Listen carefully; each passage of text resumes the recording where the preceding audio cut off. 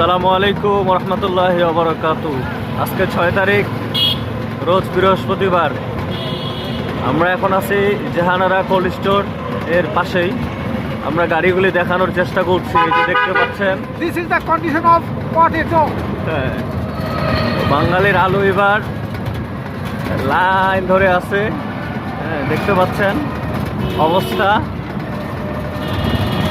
কত আবেগ নিয়ে আমরা আলু চাষাবাদ করেছি, কিন্তু এখন আলু সংরক্ষণের জন্য কত কষ্ট, কত পেরেশানি দেখেন। এজন্য আমার মনে হয় যে কোনো কিছুর উপরেই একটা জিনিসের হুট করে বাজার বাড়ে গেলেই সবাইকে সেটাই চাষাবাদ করতে হবে, এটা করলেই কিন্তু আমরা ফাঁদে পড়ে যাই। দেখেন, প্রায় এক সপ্তাহ যাবৎ আমরা লক্ষ্য করছি, 1 সপ্তাহ থেকে 10 দিন যাবৎ আমরা লক্ষ্য করছি এখানে এই গাড়িগুলা সকাল থেকে সন্ধ্যা পর্যন্ত একটার পর একটা গাড়ি সিরিয়াল নিয়ে আসে তো আসেই। ড্রাইভারদের পেরেশানি, যার আলু তার পেরেশানি, সব মিলে আমার মনে হচ্ছে না যে খুব একটা ভালো কিছু হচ্ছে। এই যে আপনারা কোল্ড স্টোর দেখতে পাচ্ছেন,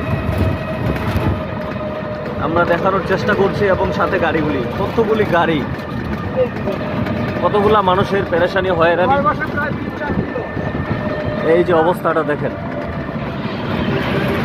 আল্লাহ তাআলা আমাদেরকে হেফাজত করুন।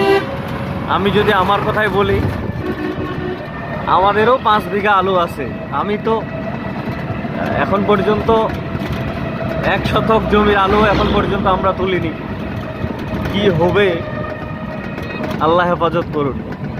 আল্লাহ তাআলার কাছে দোয়া করা ছাড়া, যদি আল্লাহ তাআলা সহায় হন তাহলে হয়তো বা পৃথিবীর কোনো বিপদেই বিপদ নয়।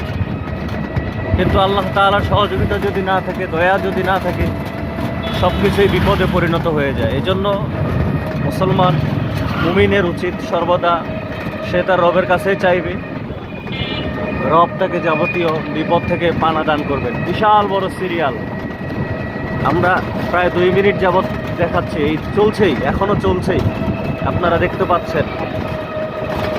একবারে আনসার ক্লাব থেকে শুরু করে সরকারি কলেজের মোড় পর্যন্ত।